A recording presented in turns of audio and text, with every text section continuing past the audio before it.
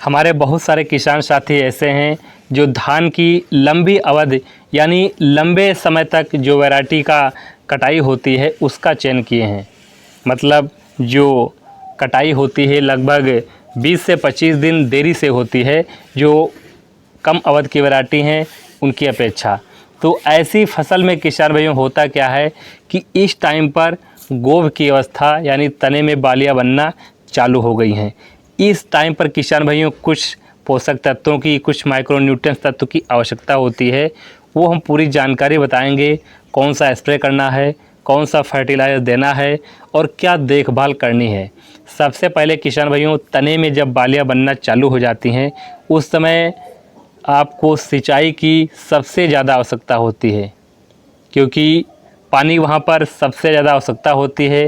तभी बालियाँ जो हैं अच्छी प्रकार से खेत में बराबर निकलती हैं, लंबी निकलती हैं, मोटी निकलती हैं, दाना भी वज़नदार बनता है। सबसे मेन बात होती है किसान भाइयों, हमारी बालियों का दाना कैसा है, दाना का भराव कैसा है। दाना जब वज़नदार बनेगा तभी हमारी पैदावार अच्छी होगी। सबसे पहले किसान भाइयों उस टाइम पर जब गोभ की अवस्था होती है फास्फोरस और पोटास की सबसे ज़्यादा आवश्यकता होती है। तो फास्फोरस और पोटास के लिए इस समय आपको एक मार्केट से लाना है NPK। NPK तो बहुत प्रकार के आते हैं लेकिन उसमें NPK 05234 लेना है। इसमें फास्फोरस और पोटेशियम की मात्रा ज़्यादा होती है। फास्फोरस का काम होता है ट्रांसपोर्ट करना, मतलब पौधे से बालियों तक भोजन का कार्य जो पहुंचाने का है वो फास्फोरस करता है।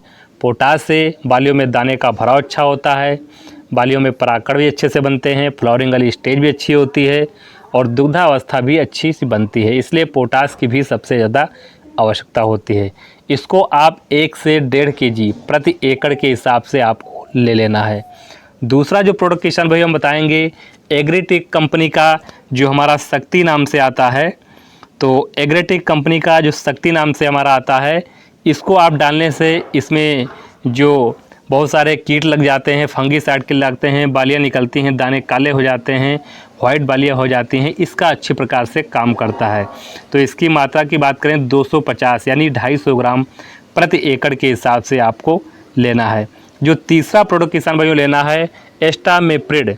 एस्टामेप्रिड जो BSF कंपनी का है, तो एस्टामेप्रिड 20% SP फॉर्म में आता है। इसको आप ले सकते हैं। इंसेक्टिसाइड है, हमारी दवा कीटनाशक है जो हमारे देखते होंगे बहुत प्रकार है, रस चूसक कीट, हल्दी रोग, थीस ब्लाइट, ऐसे रोग किसान भाई हमारे लग जाते हैं। तो BSF कंपनी का आप एस्टामेप्रिड जो एक्स्ट्राप्रिड नाम से आता है, एक्सप्रिड नाम से भी आता है, तो इसको आप ले सकते हैं। इसकी मात्रा की बात करें तो 100 ग्राम प्रति एकड़ के हिसाब से आप ले सकते हैं। इनका घोल अलग अलग तैयार करना है और एक ही स्प्रे टंकी में डाल करके आपको स्प्रे कर देना है। ये काम अगर गोभ की अवस्था पर यानी कुछ बालियां हमारे खेत में निकल आई हैं और बहुत सारी बालियां निकलना बाकी हैं, उस टाइम पर किसान भाइयों अगर स्प्रे कर देते हैं तो बहुत ही शानदार तरीके से आपकी बालियां निकलेंगी। रिजल्ट 100% मिलेगा और जो बालियां निकलेंगी बराबर निकलेंगी, किसी प्रकार का उसमें रोग नहीं दिखाएगा।